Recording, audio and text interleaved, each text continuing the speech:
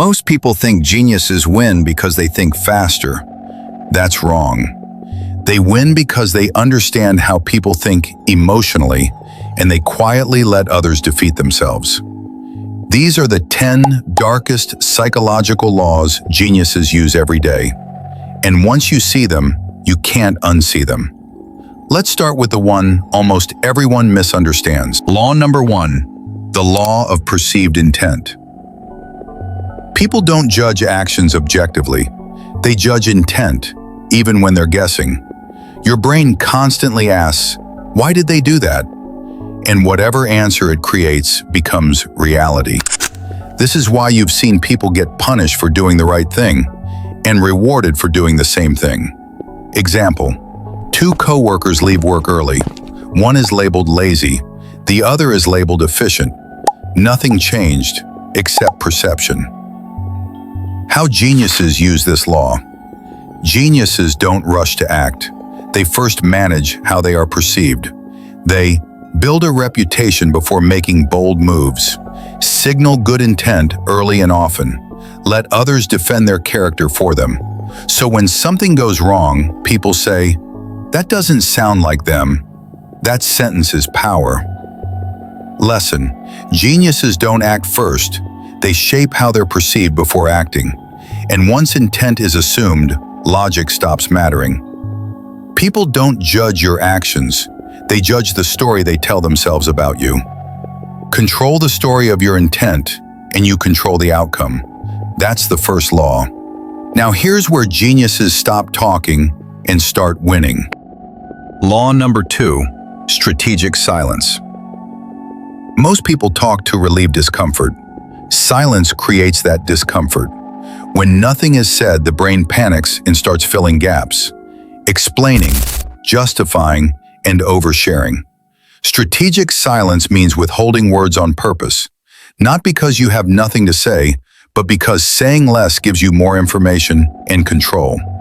This is why the quietest person in the room often feels like the most powerful one. Example: in negotiations, the quieter person usually wins. Why?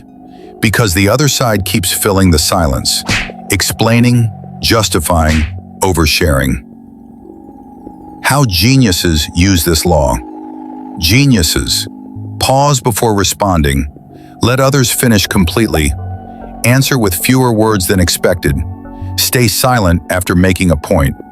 They let the other person chase clarity while they remain grounded. Lesson: silence isn't emptiness, it's a vacuum, and people rush to fill it. And once people start revealing themselves, emotion becomes the next weakness. Law number 3, emotional asymmetry. In any interaction, the person who is less emotionally invested in the outcome holds more power. It's not about being cold, it's about not being controlled by need. This law shows up everywhere, especially where emotions are involved. Example: in relationships, the person more afraid of losing texts first, apologizes faster, and accepts behavior they shouldn't. In business, the desperate negotiator accepts worse terms, gives away leverage, and rushes decisions. Nothing changed except who cared more. How geniuses use this law. Geniuses don't eliminate emotion, they regulate it. They delay responses, avoid chasing outcomes, maintain multiple options, and never make one person or deal their only source of value. This creates emotional balance or even asymmetry in their favor. Lesson: caring is human, needing is dangerous. The one who cares less about the outcome controls the interaction. And when emotions are controlled, timing becomes everything. Law number 4, delayed revelation. Delayed revelation doesn't mean lying. It means understanding that early truth has less impact than well-timed truth. Most people rush to explain their plans, their intentions, their next move. Geniuses wait. They understand that information is leverage, and leverage loses value when exposed too soon. This is why timing beats honesty. Example: A chess player doesn't reveal their strategy on move 1. A movie trailer doesn't reveal the ending. A smart negotiator doesn't show their strongest card immediately. How geniuses use this law. Geniuses share information in stages, reveal intent only when it can't be used against them, let others underestimate their position, and wait until timing multiplies impact. They don't rush clarity, they engineer it. Lesson: truth isn't weak, poor timing is. The person who controls when information appears controls how powerful it becomes. That's delayed revelation. And while most people think they're unpredictable, they're not. Law number 5, predictable ego. Ego feels unique, but it behaves in patterns. Once you understand those patterns, behavior becomes predictable. People don't act randomly. They act to protect how they see themselves. Once you see ego patterns, you start noticing how often people defeat themselves without being pushed. Example: compliment someone publicly, they soften and cooperate. Question their competence, they over-explain and defend. Ignore their contribution, they seek validation or sabotage. Nothing mystical is happening, the ego is following its script. How geniuses use this law. Geniuses don't confront ego head-on. They praise before requesting, let others feel superior, frame challenges as opportunities, avoid humiliating people publicly. They let ego work for them instead of against them. Lesson: geniuses don't fight egos. They let egos defeat themselves. Now here's where geniuses start looking less impressive, on purpose. Law number 6, understatement. Understatement isn't downplaying your value out of insecurity. It's allowing others to discover it themselves. The human brain trusts conclusions it reaches on its own more than claims it's told to believe. When you oversell, people search for flaws. When you understate, people search for depth. This is why the most competent people often sound unimpressive at first. Example: an insecure person says, "I'm one of the best in this field. No one else can do this like me." A true expert says, "It's manageable. There are a few ways to approach it." People instinctively trust the second person more, even though they said less. How geniuses use this law. Geniuses speak in calm, simple terms. Let results speak instead of promises. Avoid dramatic language. Never beg to be believed, and they create space for others to overestimate them. Lesson: confidence whispers, insecurity performs. But sometimes appearing perfect creates danger. Law number 7, controlled vulnerability. Controlled vulnerability is the strategic release of safe, non-threatening flaws to appear human, relatable, and trustworthy, while keeping critical weaknesses protected. The goal isn't sympathy, the goal is lowered defenses. This is a classic leadership tactic. Example: a leader admits they're bad with names.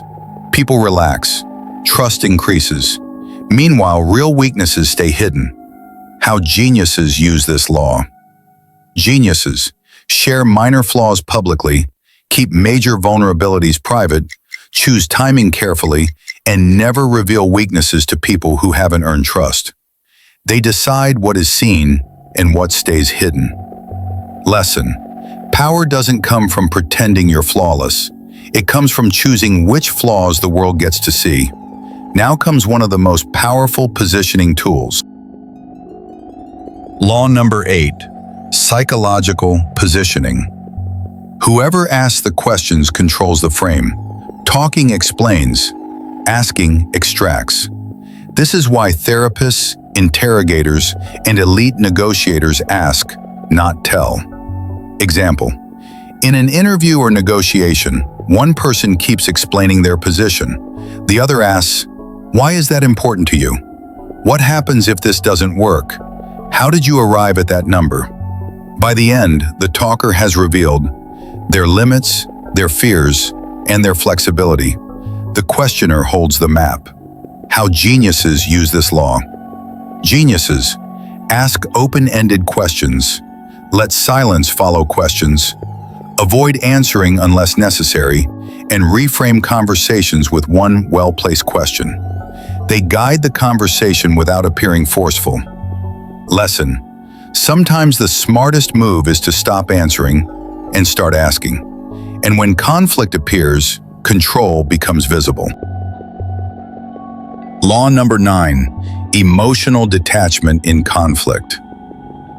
In any conflict, the first person to become emotional loses clarity and usually loses control. This law isn't about suppressing emotion. It's about delaying emotional expression long enough to think clearly while others can't. The calmer you are, the more options you can see, and the more mistakes the other person makes. This is why, in almost every argument you've ever witnessed, the calmer person seemed more intelligent, even before you process the facts. Example: two people argue. One raises their voice, interrupts, reacts instantly. The other speaks slowly, pauses, asks questions. Observers side with the calm person, not because they're more correct, but because calm signals dominance and self-control. The emotional person ends up explaining, justifying, and overreaching, while the calm one gathers leverage. How geniuses use this law. Geniuses pause before responding, lower their voice when tension rises, let others vent without interrupting, and speak last, not first. They allow the other person's emotion to burn itself out, then step in when clarity returns. Lesson: calm isn't kindness, it's tactical clarity. Once you know this law, you stop trying to win emotionally. And finally, the most dangerous law of all. Law number 10, invisible dominance. The most powerful form of control is the one people don't feel. When influence is invisible, there's no resistance, because no one believes they're being controlled. Invisible dominance isn't about forcing people to obey. Instead, invisible dominance works by shaping the environment, the options, and the narrative so that people choose what already benefits you and feel good about it. When someone believes, "This was my idea," their mind shuts down all defenses. That's the moment dominance becomes permanent. You see this law everywhere, not in obvious manipulation, but in everyday situations where no one feels pressured, yet everyone moves in the same direction. Example: a leader never says, "Do this." Instead, they say, "What do you think is the best move here?" The team debates. Someone suggests the exact outcome the leader wanted. The leader agrees. Now the team is committed because they chose it. No force, no conflict, no resistance. That's invisible dominance. How geniuses use it, ethically or not. Geniuses design choices instead of giving orders, control framing instead of arguments, influence emotions instead of logic, and let others claim ownership of decisions. They don't sit on the throne, they design the room. Lesson: once you understand invisible dominance, you become harder to control. You start asking, who framed these options? Who benefits from this choice? Did I choose freely, or was I guided? Awareness breaks the spell. Here's the truth most people don't like. If you don't understand these laws, someone around you is already using them. The goal isn't manipulation, it's awareness, defense, and mastery. Because the moment you understand the game, you stop being played. If this video made you uncomfortable, that's a good sign. It means you're starting to see the game instead of playing blind. Most people will scroll past this, forget it, and stay predictable. But if you're still here, you're not most people. So here's the deal. Subscribe, because the next videos go deeper, darker, and smarter. Like this video, it tells the algorithm you want truth, not motivation fluff. Comment aware, not for me, but to lock this mindset in your brain. And share this with one person you know is being played right now. Because once you see these laws, you can't unsee them. This isn't about manipulation. It's about not being manipulated. The game doesn't stop, but now you're no longer playing blind.